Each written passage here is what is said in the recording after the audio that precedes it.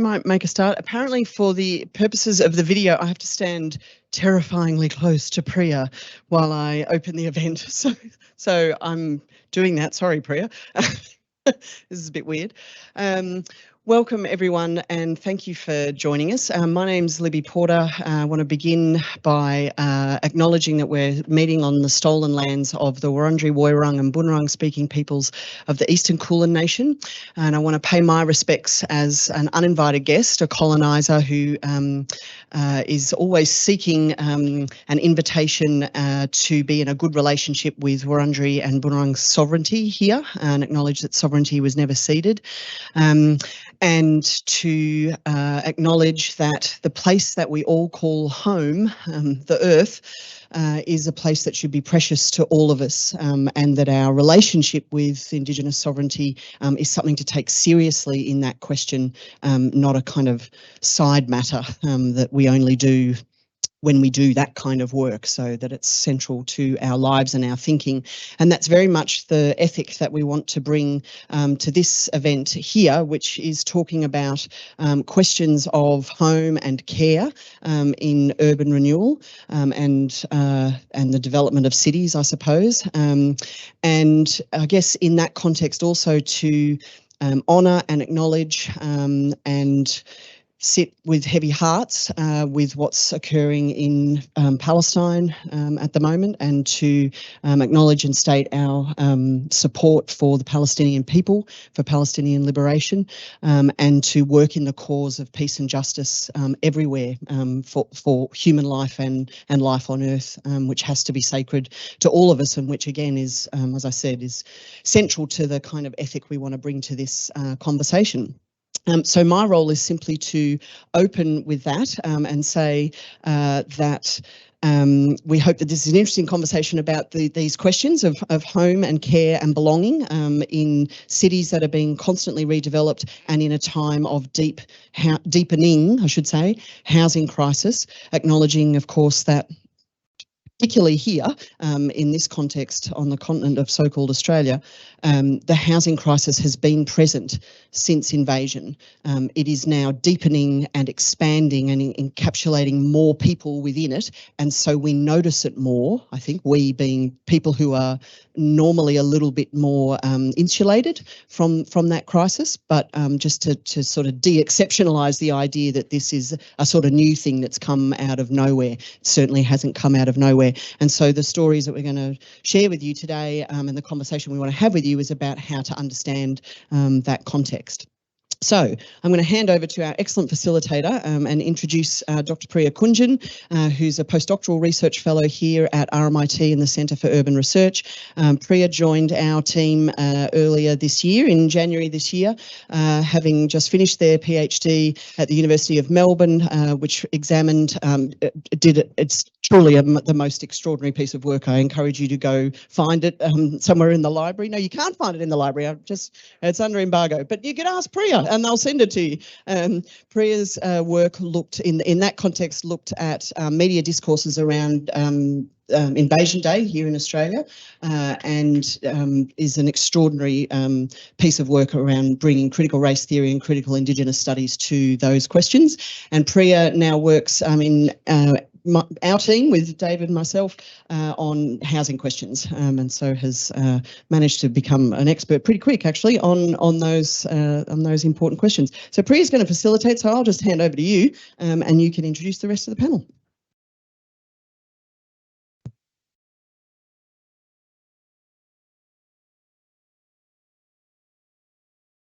Is it working? Is it on now?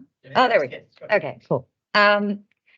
All right, thank you so much, Libby, for opening the event. I want to reiterate Libby's acknowledgement of country. We are on stolen land, on Wurundjeri and Bunurong country, and that is a central part of the research that we do, recognizing that through line between colonialism and the housing crisis right now, and trying to be attentive to those features when we investigate what housing insecurity looks like in this place. And I think it really informs the question of care and renewal in urban landscapes. And so I'm really excited that we have an international panel who's going to be discussing these issues.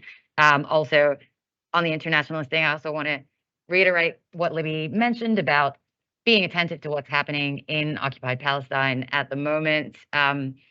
Genocide is a housing justice issue, and I think linking an understanding of genocide as a housing justice issue here to genocide as a housing justice issue in Palestine is a fundamental thing that I think we all have to be aware of, the different ways that we're all interconnected in these processes. So I guess I will start off by introducing our panel. We have three incredible speakers.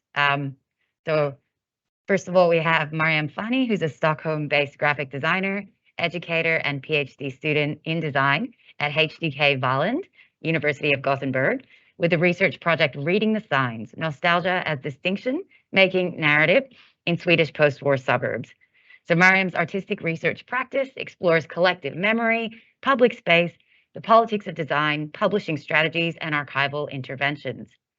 This particularly focuses on everyday life, the taken for granted and ephemeral. And this fall, she is a visiting PhD student at RMIT Center for Urban Research for 2 months.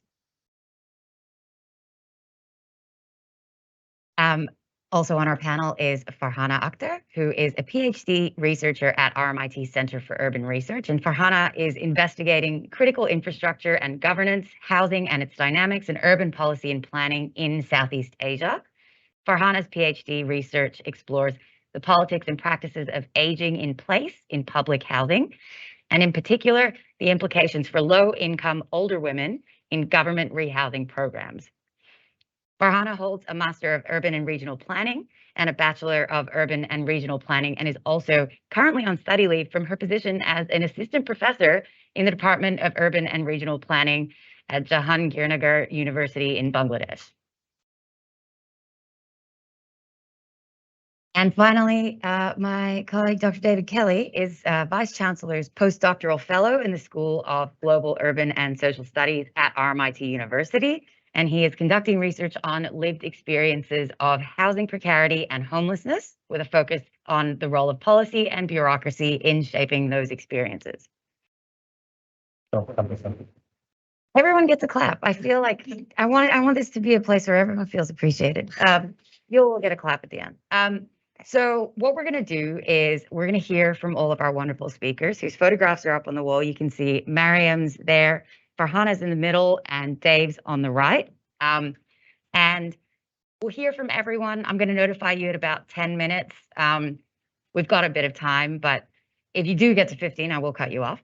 Everybody, please save your questions for the end. Write them down and we can go through them all together, because as you'll hear, there's a lot of connections between the research that you guys are doing and these themes of imagining, care, renewal, and how they inflect different experiences of housing precarity across these sites, I think will really resonate. So I guess without further ado, Maryam, take it away.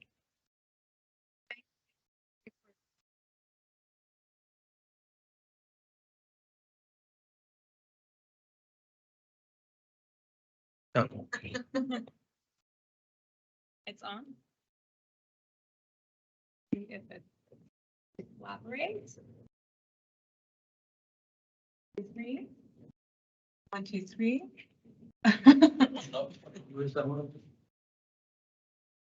It's working. It's just a bit low. Oh. Yeah. Okay, so can you hear me properly? I'll just start and we'll see if it wants to work. So thanks again. I'm Maryam Fanni, and I'm just as Priya said, I am here as a visiting PhD student from University of Gothenburg in Sweden, not to be confused with Switzerland. Sweden is in the very north of Europe. It's actually on the opposite side of the world from here. Trained as a graphic designer, I often gravitate towards graphic or typographic messages in the public space. And I will primarily talk about the poster, the third one, with the neon-like signs. I say neon-like because they're actually not like authentic neon signs, but LED lights. So my research project is on my home neighborhood, Hökarängen, in Stockholm. and I've lived there for almost 12 years. And to give you a bit of a context, Hökarängen is a post-war suburb in the south of Stockholm with a population of around 10,000 people. It is a culturally diverse place. Traditionally, it is a working class area. It is increasingly being gentrified, but still the income level in the area is below the average in Stockholm and in Sweden. And we do have a local center with commercial and communal services. The whole area was planned in the 40s and it was built in the late 40s, and it started to be populated in the 1950s. So we do have a local center that has been suffering from recession, as locals often do their shopping in the city center or on nearby malls. So that has been kind of a struggle for the property owner and the local community. My research project is about an urban renewal project that took place between 2011 and 2014. And as opposed to other renewal projects that might include demolishments or construction and things like that, the focus of this particular project that I'm researching was around aesthetic and narrative interventions. So this was an urban renewal project focusing on the local shopping, shop signage, and storytelling and production of media narrative about the area. To make it more competitive.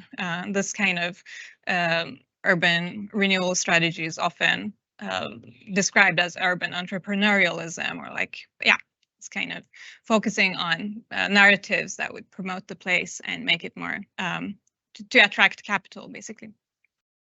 So one of the core objectives of the project that it was formulated by the housing company was to, quote unquote, enhance the sense of the 1950s. So the area was planned and built, as I mentioned, in the 40s, and people moved in the 50s. So this was kind of, they wanted to enhance the sense of like the authentic 50s. And as you can see, my contribution to the photo exhibition today is 3 photos of not so much built environment, but signage is in focus. And in my work, I'm often interested to dig into everyday life ephemera and tell the stories of this kind of taken for granted objects in the public space, and more precisely to find out what kind of ideologies such objects and designs contain, and how they, how our surroundings, how it shapes our identities, our memories, our dreams, our desires. And since this kind of 50s retro style was and still is a popular cultural phenomenon in Sweden, and also because it was centered in this urban renewal project, I wanted to investigate it further to understand what kind of narratives and ideas does this kind of 50s nostalgia actually promote. Why 50s and why nostalgia in this case? And how can that be a solution to an urban problem? In the third photo, you see a number of LED light signs, and these were all mounted during 2 periods of urban renewal, one in 1998, and then most of them are from this period of around 2012, where this urban renewal project took place. And even places, or even spaces like the community youth center and the tenants only laundry room, and for instance, a tiny office space of an academic publisher, like this kind of spaces that are not public and that do not invite for consumerism got signs. And that is because the housing company made these kind of LED light shop signs mandatory for all ground floor space tenants as part of their strategy to kind of brand the neighborhood as a vibrant place and to promote the association with a nostalgic sense of the 50s. So in my research project, I've collected official documents, reports, local press articles, and made interviews with representatives from the housing company. And I've analyzed the discourses, the narratives. And what I find interesting is that there's always a connection made between the retro aesthetics and the nostalgia and an idea of problem solving and progression. So, for instance, one repeating article header would be new signage makes the suburb more safe. Or my interviewees would repeat things like that we are a 50s local center, and that is much better in this and that way compared to the shopping mall. And I think it's important to understand also that in an American context, for instance, this kind of LED lights or neon signage is associated with commercial strips, with casinos, like nightlife and that kind of stuff. Whereas in Sweden is partly we do the same connotations, but the context-specific case is that they're also symbols for the prosperous post-war era and political imaginaries connected to that. So I would say that it's connected to a national identity. So this kind of design, as well as other kinds of designs that can be labeled as 50s retro, they provoke a certain kind of nostalgia, which is a very closely connected to a nationalistic idea of Swedishness and an idea about the nation of Sweden as a home of a white majority Swedish population and a politically progressive society, even though that can be debated. So most nations have their specific kinds of nostalgia for a golden age. Usually it's provoked by a revolution. In Sweden, the national nostalgia is a welfare state nostalgia called in Swedish folkhemsnostalgi, so folkhemsnostalgia. And folkhem means people's home, and it's the political project of the social democracy in Sweden. And this kind of nostalgia started to appear with neoliberalism and the dismantling of the welfare state. So in the last 20 or 30 decades, it has been more and more prominent. So this shop sign, I argue, does not only signify a commercial actor, but also functions as a sensorial entry point into a nostalgic sense or longing for a very specific kind of home and collective memory that has nationalistic implications. Just to say something about the larger picture, so this urban renewal project took place when there were massive uprisings and privatizations going on in other suburbs. So this strategy and the narratives pushed through they also work to make a differentiation and distinction from other suburbs. So while other suburbs were increasingly stigmatized, this kind of narrative proposes that this is a white suburb, other suburbs are racialized. This is an authentic pre-migration history, like 50s Swedish suburb, and other suburbs are post-migration, 1970s, not Swedish. This is kind of the poles that you can see being narrativized, and this kind of narratives creates polarization and hinders solidarity and creates divides among the working and middle class that actually share that. I mean, we live in very similar kind of realities and conditions. So I will just briefly address the two other photos and then wrap up. So in order to challenge and nuance this kind of dominant narratives that are being imposed on my neighborhood and to destabilize the 50s nostalgic idea about this area, I have engaged in the local citizen-driven archive. And this archive, it's an association. It was initiated in the 80s. So after 85, there hasn't been any regular collection made because there hasn't been engagement and resources for that. So even in the archive, the emphasis is on the post-war decades, and kind of the narratives that you would find there are kind of glorifications of that era. So the last 3 decades are more or less missing. So earlier this year, I put together a group and we applied and were granted funding from the Swedish National Heritage Board to collect material and stories about the contemporary Hökarängen and the population there and the events happening there. So the big red discount store posters that you see in the middle are part of that project, that we are collecting them into a catalog to be donated to the archive, together with a donation letter that in the form of a publication that will tell the story of this discount store that actually attracts customers from all over the city. And the last photo depicts price tags from the open air green market, actually green markets around Stockholm, not only in Hökarängen.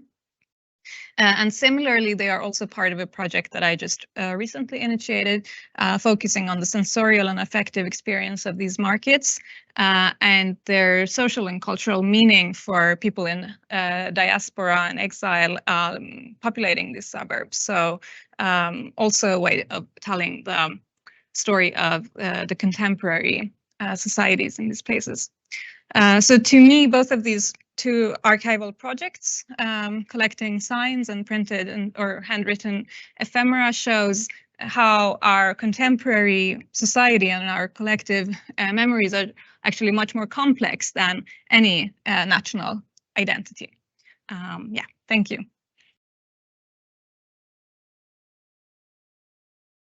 Thank you so much, Maryam. And Farhana, we'll go on to you.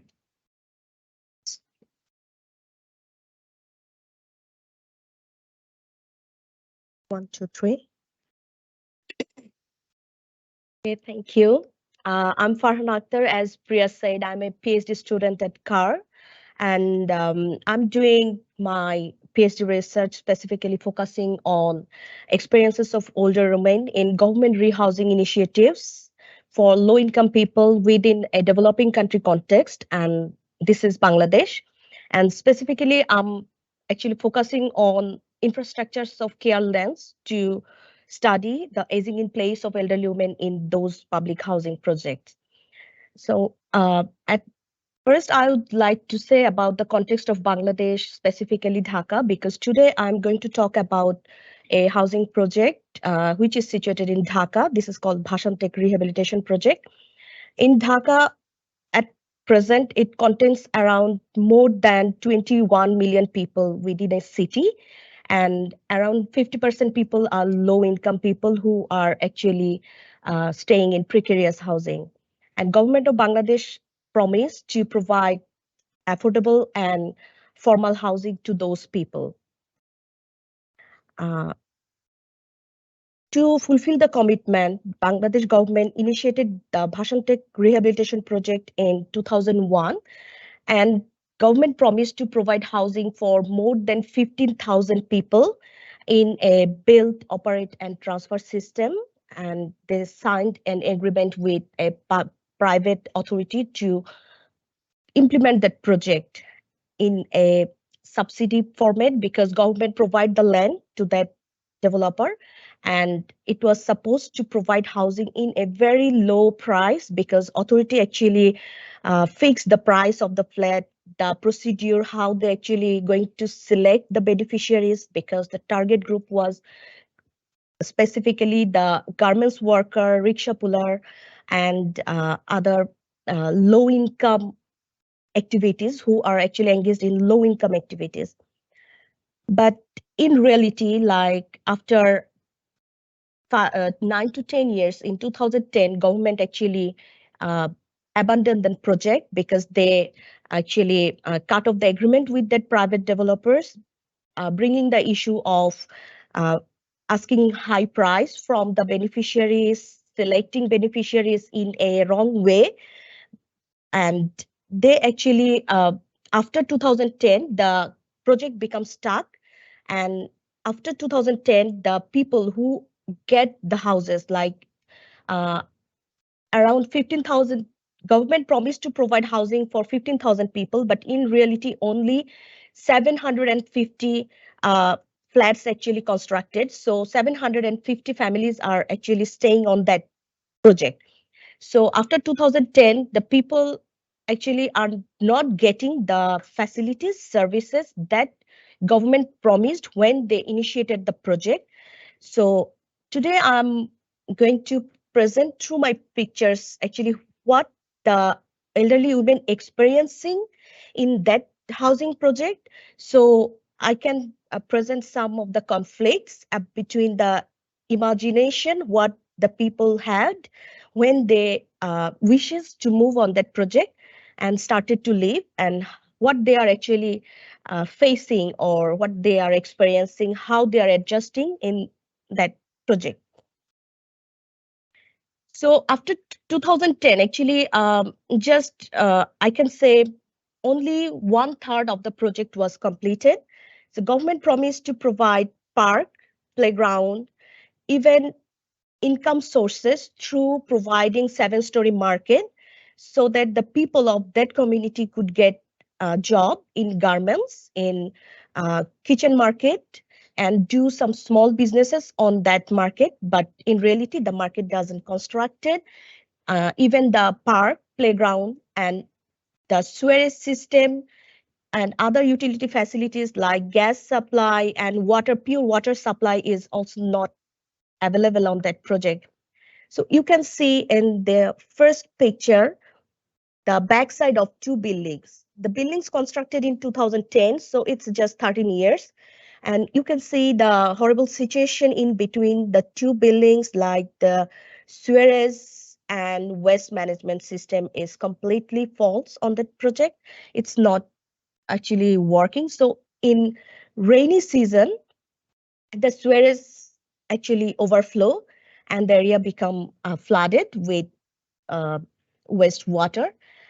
And the backside window, you can see in that picture, the backside window is the only window that is in that flat, in each flat. So they are actually struggling with getting fresh air because in Dhaka, the weather is humid. So we used to open our window to get fresh air. So they are not actually even getting the fresh air from nature because of the bad smell and other thing. And though the authority was supposed to maintain the waste management system, there was a proposal for garbage disposal site within the master plan, but in reality, it doesn't happen.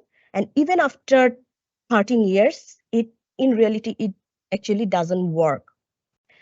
And in the second picture, you can see the 2 young, very little kids are playing. They are actually sitting on top of a sewerage cover. And this picture seems to me very interesting because you can see they keep their shoes off and then they sit on top of a sewerage cover, which we can't imagine to sit or even do anything. But they presume this as their kitchen and they are playing actually with their stuffs. So the older women are actually struggling to provide a good place to their grandchildren, to their children, so that they could spend time and they could enjoy their childhood. Though they were supposed to get those facilities, but in reality, they don't get this. And in third picture, you can see it's in the first floor in kitchen, they are cooking with wood fuel. So it's very dangerous in terms of cooking in this manner, just because the gas supply is not available on the project because of I have a conversation with the authority. They said that the local people are not paying the bills regularly, so they failed and a huge amount is due. So the public gas supply authority actually cut off the gas supply. And from the perspective of the elderly women, they said that like I pay the bills regularly, but now I am facing the problem. Someone of maybe some neighbor are not paying the bills, but why I have to face this problem because of them? So it's kind of conflict between the residents and the authority, and the authority is actually at this stage doing nothing in terms of providing or managing the existing services and facilities in this project area. And now from the conversation with the public authority, it's from Ministry of Land because this project is actually launched by the Ministry of Land from Bangladesh. These are trying to start this project again, but they need, as it happens, like almost 13 years gap. So they have to do a um, feasibility study for this project, whether it is feasible to progress this project or not, because they are actually returning back the money to the people who applied and who some people already paid like 50%, 70% of the price of the flat. So after 13 years, they are actually returning back to the money to the applicants. At the same time, they are trying to do the feasibility study so that they can, whether they can proceed with this project or not. So, and now they are struggling with fund to do the feasibility studies, because in 2001, the cost for doing this project, and now in 2023, it is a huge gap with the amount, and they don't have the source of the fund. So it's to me, it seems like a very struggling situation for the older women who are actually living and who moved like 10 to 13 to 15 years ago, who moved in their 14 or 45 age or 35 age. And now at the age of 60 and more than 60, they are actually struggling with getting proper services, facilities, or in terms of, I can say, care, which help them to ensure their aging in place in that housing project. Thank you.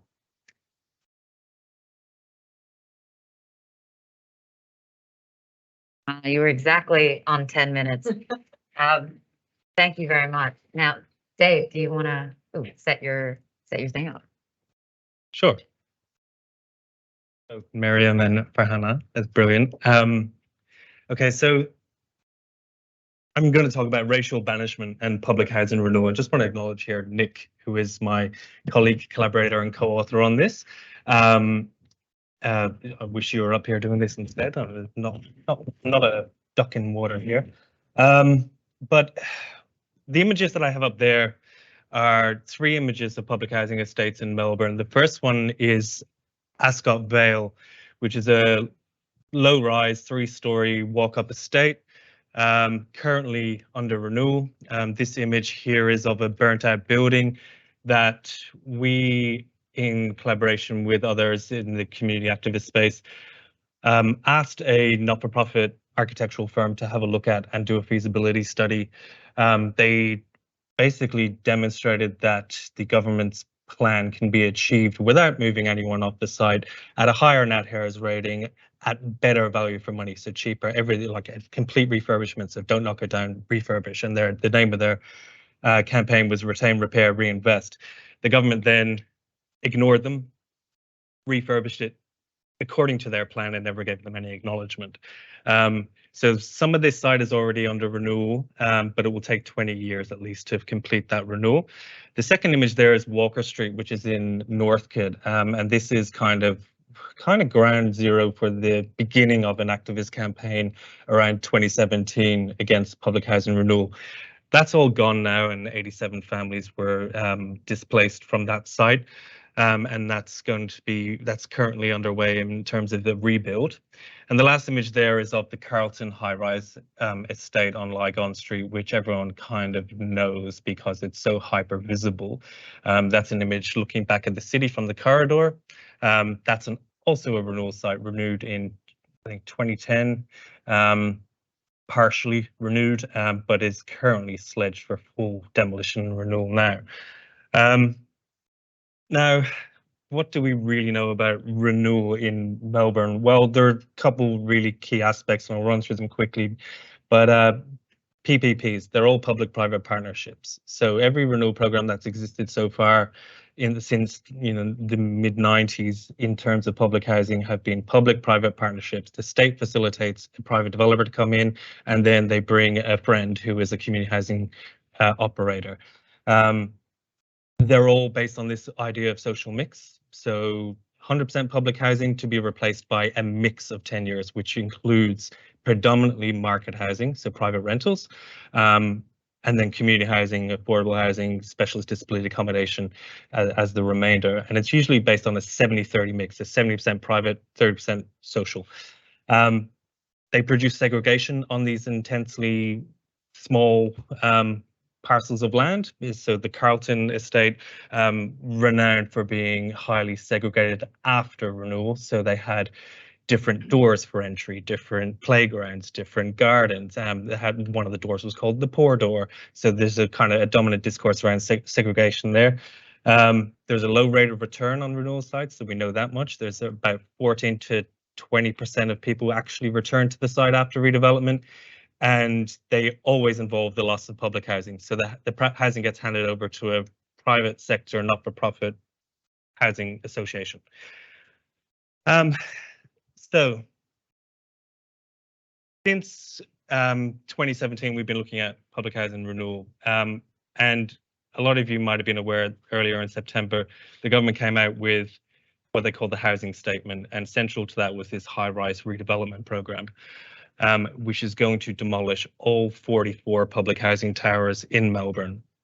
And here you can see the kind of spread of where they are, all in well-located inner suburbs. It's going to result in the displacement of over 10,000 people. That's the government's numbers. We think those numbers are quite a bit higher. It's going to take 30 years to do, so it's a 30-year pipeline of projects for the construction industry and private developers, all public-private partnerships. And they're going to introduce this thing called the ground lease model, which means that the government might not actually sell the land, but they might hand it over for 40 years at a peppercorn lease. Actually, not even a peppercorn lease, because what they're going to do is pay a service charge to the private housing providers on the site at a cost of billions. And this is starting with Carlton, Flemington, and North Melbourne. So Flemington and North Melbourne in particular were those towers that were locked down in the hard lockdown during COVID, where the Ombudsman said that their human rights were violated as a result. So this redevelopment program is going to radically change the social geography of Melbourne. It's going to be a material change, so that infrastructure, that the kind of very identifiable high-rise buildings are all going to be gone.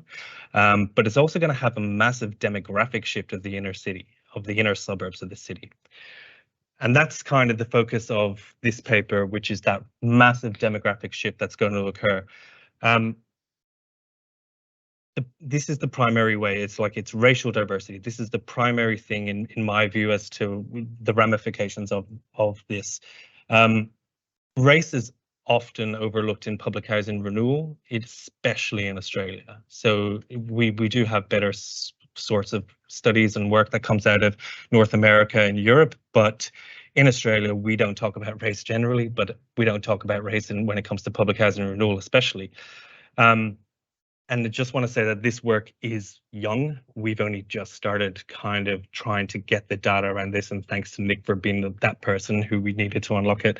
But I'm approaching it through this concept of racial banishment. This is, if you're familiar with the work of Ananya Roy, this is a term coined by Ananya, and it's quite simply state-instituted violence against racialized bodies and communities that results in their territorial exclusion and marginalization. And central to this, as I see it, is four kind of key characteristics, which is it's state-instituted violence. It's not just the market. It's the policies, the practices, and the institutions that work together to systematically produce marginalization and exclusion. That results in a very specific spatial territorial exclusion, which can be forced displacement, but also in the North American context in particular, it could be zoning regulations, but also criminalization of particular activities and people who perform those activities in public space. That marginalization usually, that territorial exclusion usually results in a marginalization where other geographers in Australia, such as Ruth Fincher, have called it locational disadvantage, where you might move to a suburb that doesn't have the community infrastructure, that doesn't have the sorts of resources you need or had where you came from. And the intersections of all of this racial banishment process is intimately entwined with colonialism, intimately intertwined with gentrification, incarceration of racialized bodies, and also environmental injustice. So where does it happen?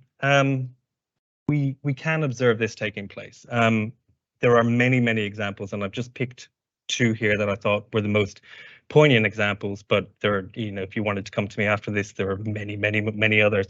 The first one is the Hope 6 program in the USA, which seen nearly 100,000 public housing units demolished over, a 15, 16-year period. What happened was all the tenants were displaced and scattered and dispersed, and they deconcentrated the disadvantage. What that looked like was a deconcentration of particular people. So we had, within those public housing, we had 55% of them identifying as African American, when only 13.4% of the American population are actually African American, and the inverse was true for the white population within that public housing renewal program. Then we have a very controversial ghetto clearances policy that the Danish government have introduced in 2018, although they've been making a ghetto list since 2010. And what they're doing is targeting particular neighborhoods with high percentages of non-Westerners. Their threshold is 50% nominally, but they're going for every single high, even if overall in that neighborhood there might be only 30%. If there's a high concentration of people in one space, they will go in and break up the community. What that looks like is redevelopment, but tied to that are intensified policing of the area, then also an extremely violent process of removing children from their families for a period of time during the week, 25 hours a week, in order to indoctrinate them into Danish values and language. And the first estate is the Mjolnir Parken redevelopment, which has 2,500 residents, 98% of which are from Africa or the Middle East. The UN is trying quite hard to stop this from happening, but they'll find a way. Okay, so to our context, where we don't talk about race and we don't talk about it in terms of public housing renewal, this data has not been put together in Australia before. So really, we're trying to do a proof of concept here that we can collect this data, we can represent this data, and it's going to be impactful. It's difficult to quantify race in Australia. It's especially problematic to qualify it. ABS it only does country of birth, ancestry, language. It doesn't do race. And what this map shows is using country of birth, which is not including parents born overseas. This map is an understated expression of that concentration of racialized bodies within particular areas. So here down the bottom southeast corner, we have North Richmond Estate, Collingwood Estate, Atherton Gardens Estate. This is the Carlton Estate. That was the first one to be redeveloped with the high-rise redevelopment, 2 towers knocked down. And this is where the first photo on that wall came from. Now you can see high concentrations of racial difference, and they are all centered around the high-rise public housing estates. If we look at the 2 towers that were locked down during COVID, the Flemington and North Melbourne, so Flemington here, North Melbourne here, we see high concentrations of racial diversity. There are lower concentrations, but still a notable concentration here. The Ascot Vale Estate, which is the third picture up there. This is student accommodation, and this is aged care. So sea of whiteness with pockets of racial diversity centered around particular housing tenures, low-income housing tenures. Now, here is the analysis, and thanks again, Nick. What happens to the suburb of Carlton if we demolish the towers and the people that live there don't return? Like, there's a low rate of return, 14%, let's say. But what if they don't return? And with the decrease in bedrooms, it's very likely that large Horn of Africa migrant families will not return because there are only 1 and 2 bedroom apartments put in exchange for the ones that were there. Over the entire suburb of Carlton, if you remove the towers from Carlton, you see an 86% reduction in people from sub-Saharan Africa, like gone from the whole suburb. High percentage of other Africans, North African and Middle Eastern, and so on. Flemington, same story. High rate of removal of sub-Saharan African and other African people, and North African and Middle Eastern. And then North Melbourne, same again. So across all of these three sites, you see the mass removal of racialized bodies from that space through the tower relocation program. And then across every suburb that has a tower in it, you see a massive reduction in Aboriginal and Torres Strait Islander people when those towers are removed. So Fitzroy, where Atherton Gardens, where there was a very long heritage of urban Indigenous resistance and dwelling and activism, you see that majority of that population removed with the public housing tower relocations. So this has massive ramifications for our research. Obviously, we're concerned about how all of this relates to justice on stolen land, and when you can see that these high rates of removal of Indigenous people from these areas, you can see that the colonization and displacement process never ended. It's still ongoing. And that's that. Thank you.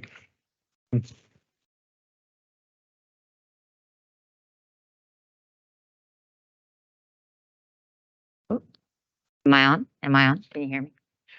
Okay. Oh, yes, that's right. Thank you very much to all of our wonderful speakers.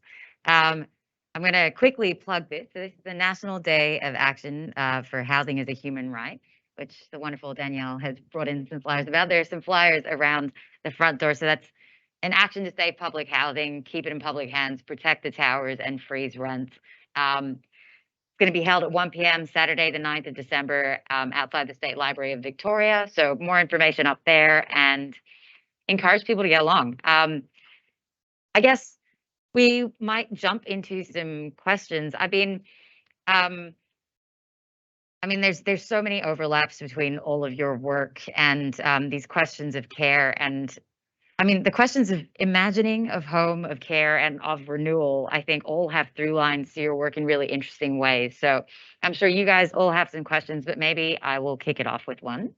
So I think I'm just trying to figure out which question to, oh, you know what? I think a good one that I would like maybe all of you to respond to. It might be easiest for you, Maryam, because it's about aesthetics and this idea of the aestheticization of state care. Like, what does state investment in a place look like, and how important is it that that is physically visible? And I was wondering if you could speak to what that looks like across your various projects, and also let me know if you want me to restate that question.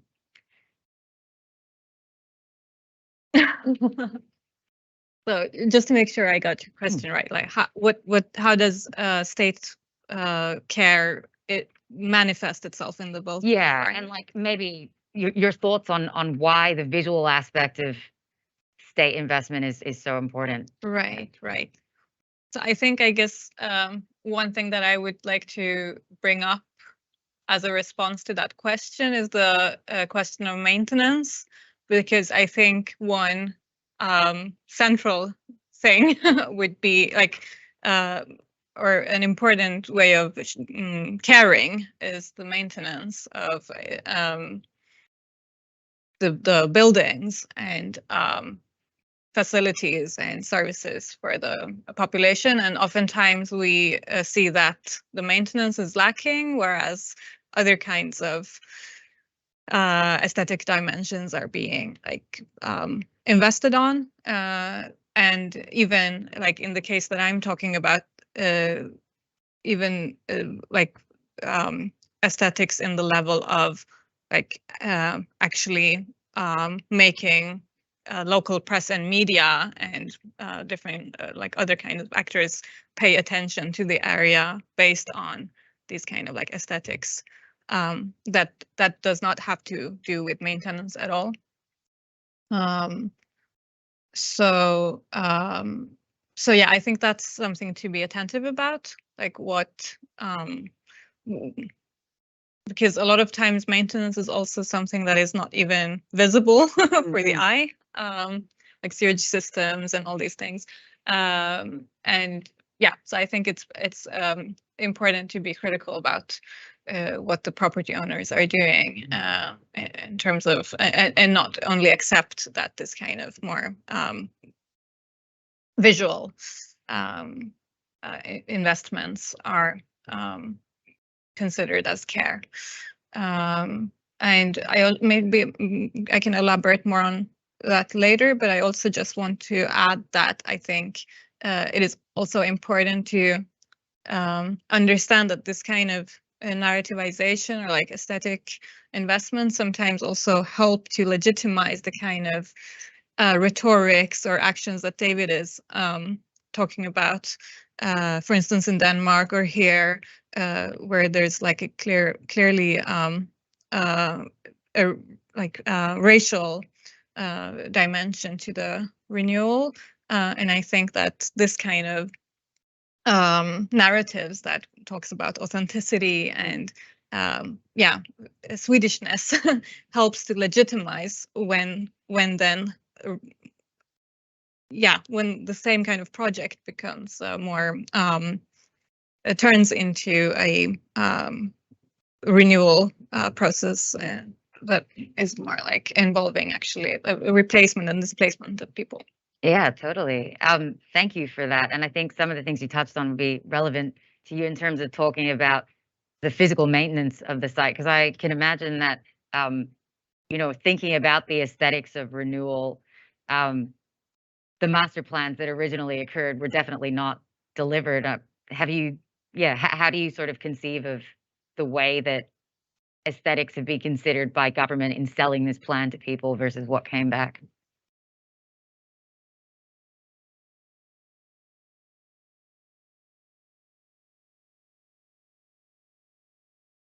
Sorry. Okay. Mhm.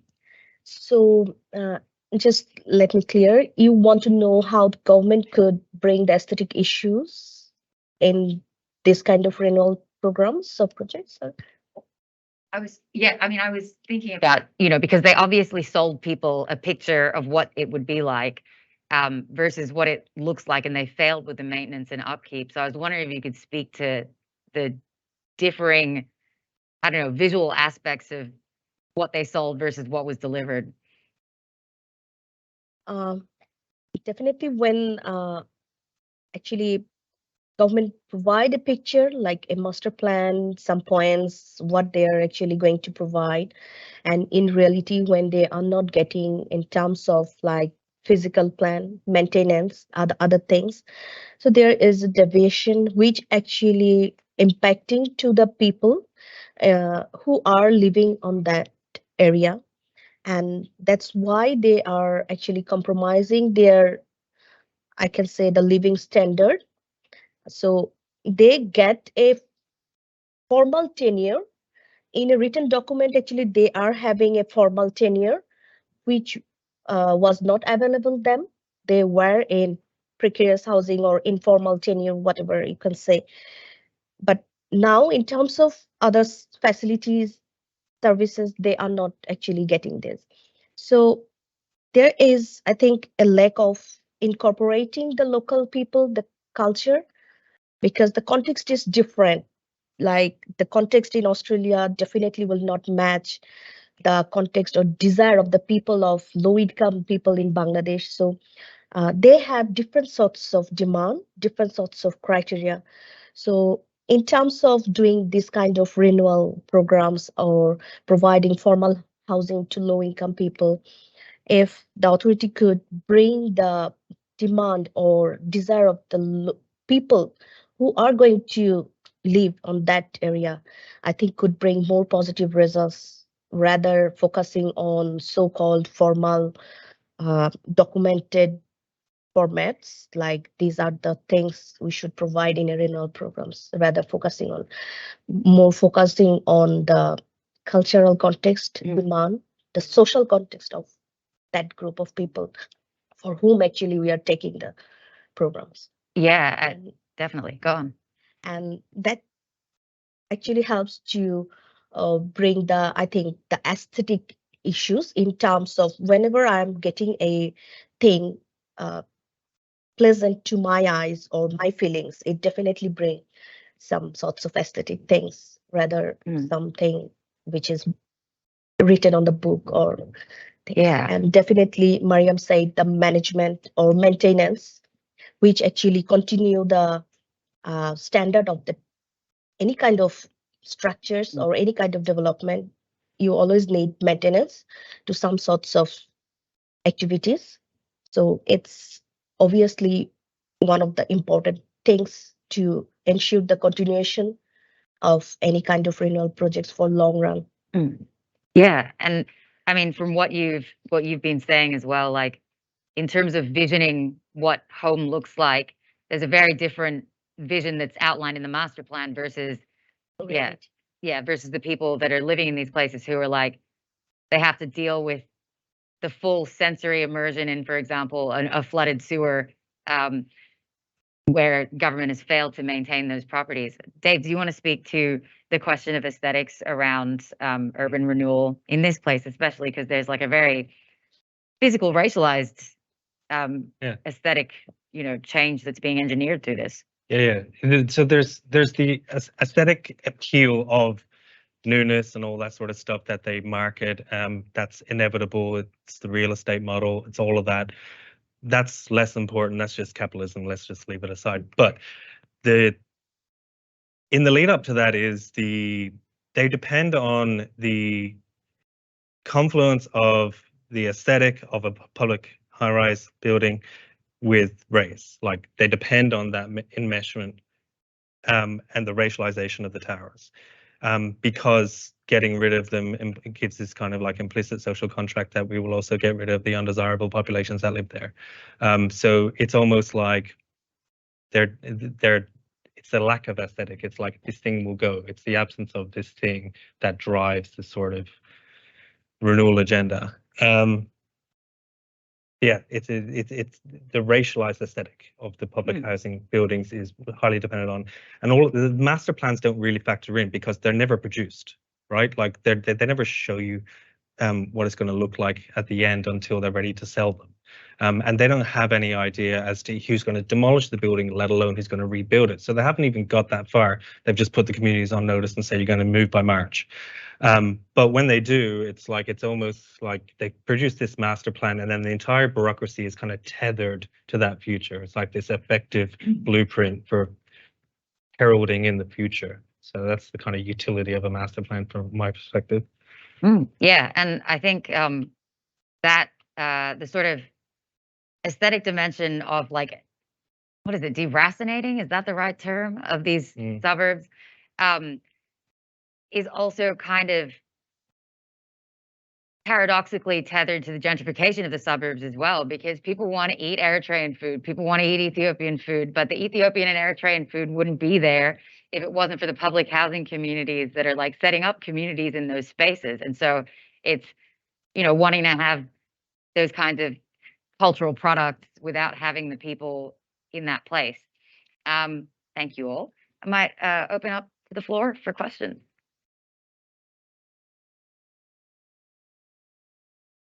We should put some Dorothy Dixers in the crowd. We should.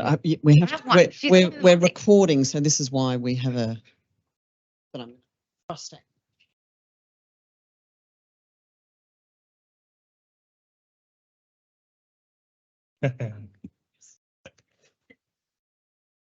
So much. This is so great. Thank you, everyone who's involved in organising this and speaking at it. It's been fascinating to listen to. So David's talked a lot about the racialization at play in these in urban renewal, but I'm especially noted the gendered aspects in a lot of what you're working at for both of you and Dave, I'm assuming in Melbourne as well. And I wondered if you would each speak a little bit on the gendered aspects of what's happening.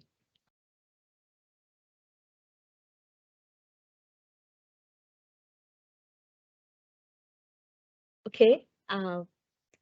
As I said, I am actually focusing particularly on female older women. So what I'm getting on in my study, because I'm doing study in 4 cases here today, I present 1 case. So In terms of gender, actually, in the context of Bangladesh, there is recently government actually initiated some policies that are specifically focusing on ensuring the well-being of the women, and particularly the older women, to secure their well-being, to ensure their safe housing. So what I am getting in these cases, actually, when authority, different public authority initiating different housing project in Bangladesh, and when they are taking the project, they accept one case. In other cases, and definitely in this Bhashan Tech project, there is no specific criteria or specific any kind of facilities for the older women, not even the women, so that they could get a little bit uh, extra benefits or anything else, except I think the garments workers, because in Bangladesh or in Dhaka, most of the garment workers are women. So except this criteria, there is no specific or any other provision for the women in that case. So what the women actually facing in these cases in terms of material aspects, they are actually struggling in living in this housing, because from their experiences, I found that the layout of the home is not supporting to the privacy issues of the women, because the kitchen and the toilet has same entrance, which is like from the kitchen people have to go to the toilet. So whenever they come out from the toilet, they just come out to kitchen, which is culturally strictly prohibited in the context of Bangladesh, in the context of Muslim countries, and in Bangladesh most of the people are Muslim. So they are actually facing problem, or they are struggling with adjusting these aspects. And other issue is the apartment is designed something like a studio apartment in developed country context, which is not actually culturally accepted in our country. We rather prefer small room but separate room. So what they are facing when they moved, they have small kids. In between these 15 years, their kids become grow, they get married, and now uh, if their child could afford, they took another rental home because of the privacy issue.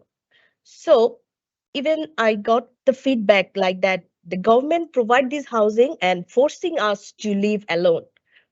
So how this house could facilitate me to become older in here, because there is no place for living with my children or living with my daughter-in-law or son-in-law. So it's complete. I think the design or the material aspects is completely uh, opposite from what the women desire as a home.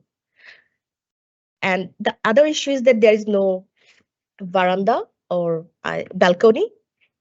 So the weather, if it consider the weather, the culture of our country, we used to like dry our clothes in balcony because we don't have washing machine or dryer available, because uh, upper middle income or upper income people actually afford those kind of things. So this another cultural barrier for them, because they have to put their wet clothes inside the room, and sometimes we culturally don't expect, or we culturally don't actually uh, take it easily to like keep our clothes open and see everyone could see this clothes. So I think the gender issue specifically, if I say that the women issues or women desires are not incorporated in this kind of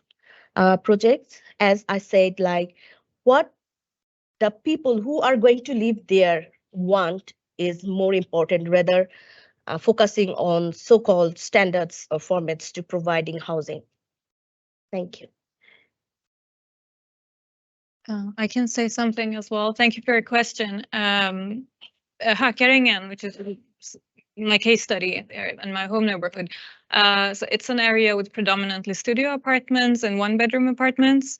So I would say, I don't know, I'm not a human geographer, so I don't know the numbers of like how the demographic is right now, but historically it has been an area with a lot of single mothers living in small apartments with their kids.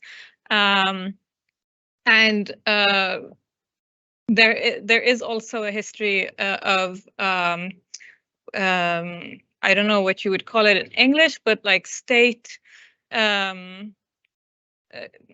establishments or like institutions for unmarried women. So this kind of like misogynist politics that kind of force unmarried women to stay in state-governed housing, and yeah, with the restricted kind of lifestyle, especially if you have a child. So we have these kind of like historically there has been these places in the area. Actually, one of the my former apartment was in that kind of building. So that was like the history of my apartment was that it was part of like this kind of institution. And from a gender perspective, I think it's interesting that when for instance the housing company or tour guides or the city museum, like this kind of instances, want to acclaim the area as a architecturally prominent, and like when they want to similar to this urban renewal project, emphasize the architectural, like historical value of the area, they emphasize these kind of modernist male histories of a single male planner, because the whole area was designed by a planner and architect named David Heldén. So this would be like the name that is attached to the area. And I think that gentleman was a great professional, and he did a lot of good, interesting stuff as well. But it collides a bit with these other histories that are not documented and so on. So I think, for instance, this local archive that I'm collaborating with, that it's kind of a very important place, because there's potential of doing this kind of counter-archival or like counter historical to tell those stories that are not as available or like registered or known. So that's, I think, also, I mean, I guess a remark that I would like to do about when this kind of initiatives as the urban renewal nostalgic project is framed as progressive and, you know, like a problem solving initiative. I think it's important to also ask these questions of like what kind of history or like historical narratives and legacies does it actually emphasize or push? Priya is way closer to the actual on-the-ground work around public housing renewal, so it's probably better qualified to talk about the gendered aspect of the renewal. I will just say that there's, in regards to rate of returns, that's going to be gendered because families are excluded. So, like a lot of families in public housing, I'm not saying, I don't know what the stats are, but a lot are single mothers with children because of domestic violence, because of poverty, because of a whole bunch of reasons. And those families will be precluded from coming back because there's not enough bedrooms. And also the design aspect of the dwellings. So like, yeah, you can't, if you're from a Muslim community, you can't enter into the kitchen it's just not an appropriate design, but that's the design that's on the table. It's open plan living. Open plan also means that if you are a Muslim woman in your house and your brother brings home a friend, you have to leave the house or the living area. So like they're not livable. Like the new designs aren't livable for gendered reasons for cultural reasons, but you probably have a better read on the gendered aspect, seeing as how close you are. Do you want me to Sure. speak to it? Oh, yeah, okay.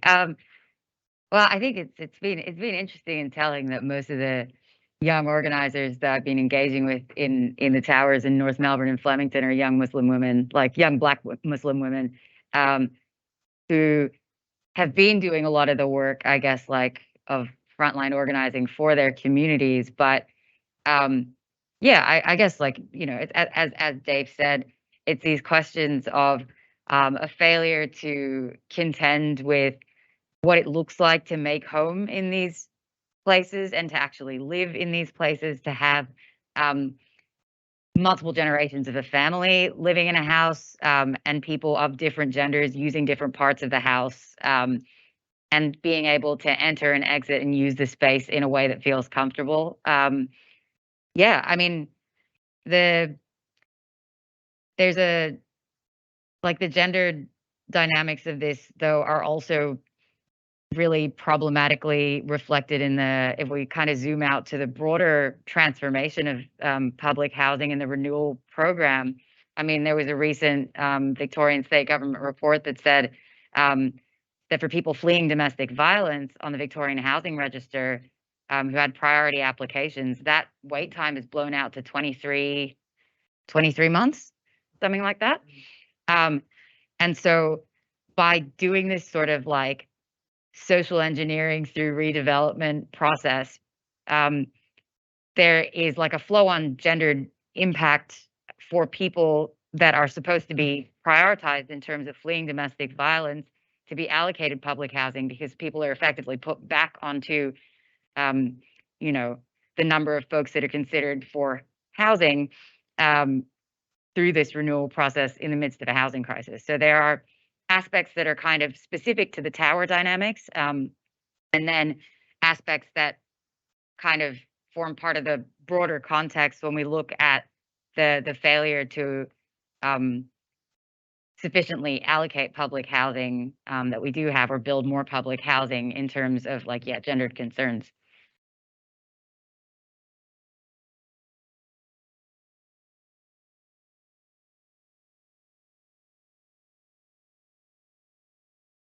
Go ahead.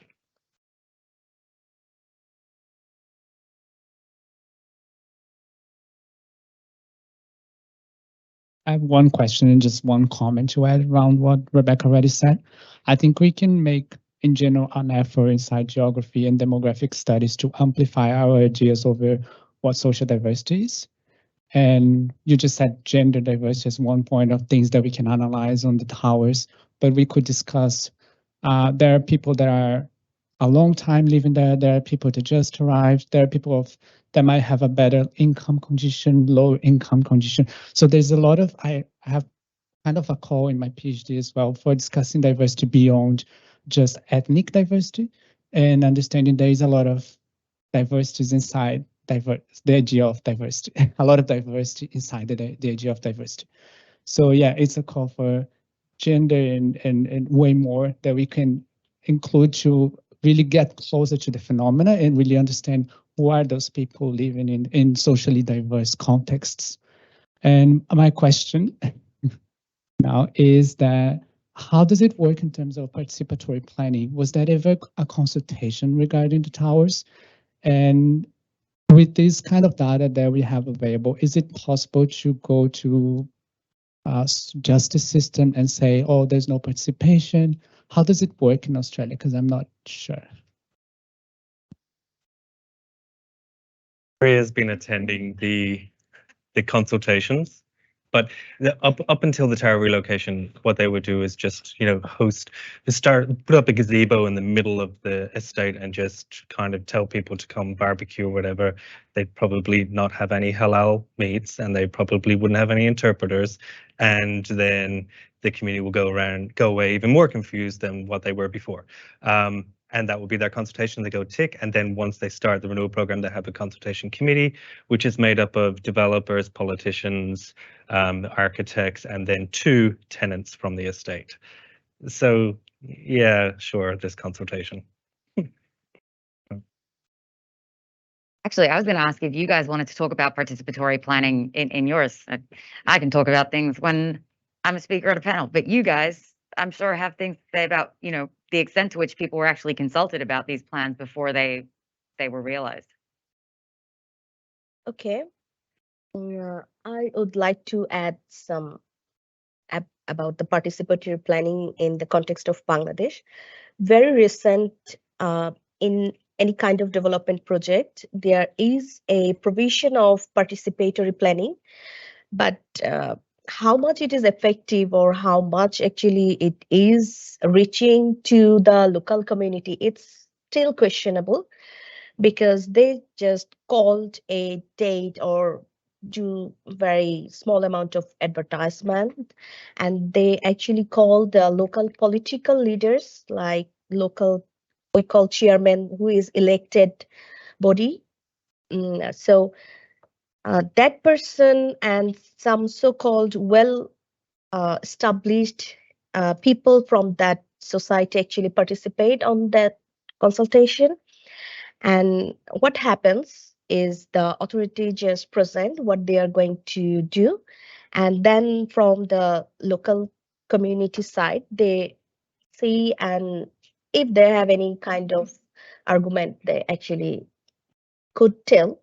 It has this good format in our country, but practically it doesn't operate that way because of too much political influence. I could say that detailed area plan for the Dhaka city, after waiting for a long time, it was gazetted by Bangladesh government, but it is very sad for us, specifically for the planning community, because of so-called real estate developers, and for the pressure from that business group, the Dhaka Development Authority actually hold the DAP for next 2 years, and by this time they provide any development permission as per previous plan.